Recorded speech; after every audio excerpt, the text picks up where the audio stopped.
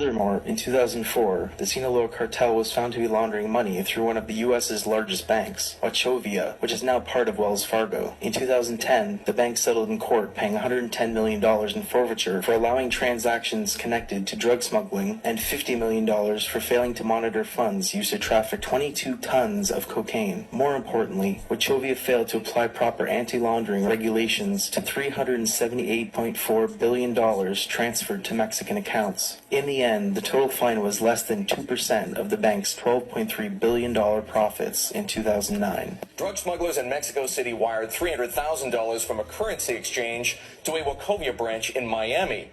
Then they wired money from that branch to a Bank of America branch in Oklahoma City. The money was used to buy a DC-9, which then flew from St. Petersburg, Florida, to Caracas. The plane then transported 5.7 tons of cocaine, valued at about $100 million, to Mexico. There, the crew was arrested. Wachovia has admitted it didn't do enough to spot illicit funds while handling $378 billion from Mexican currency exchange firms over a 3-year period.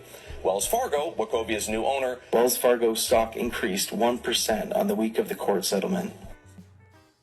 He said it was in the paper the other day, an estimate that 1 out of $4 in the banking community in Miami was drug money.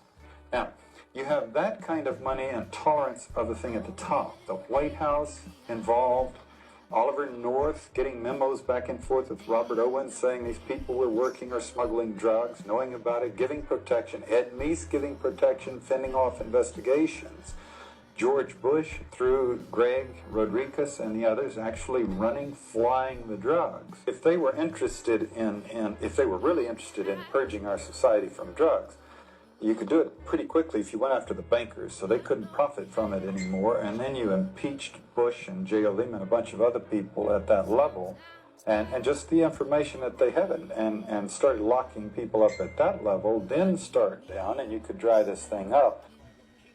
Governments and corporations continue to run wild, disregarding the law and democracy globally, yet most people do not care. According to Shane and Thompson, the DEA currently has 87 offices in 63 different countries and close partnerships with governments that keep the CIA at arm's length. It seems the powers that be have no intention of letting popular opinion about drugs, especially cannabis, get in the way of their profitable global schemes.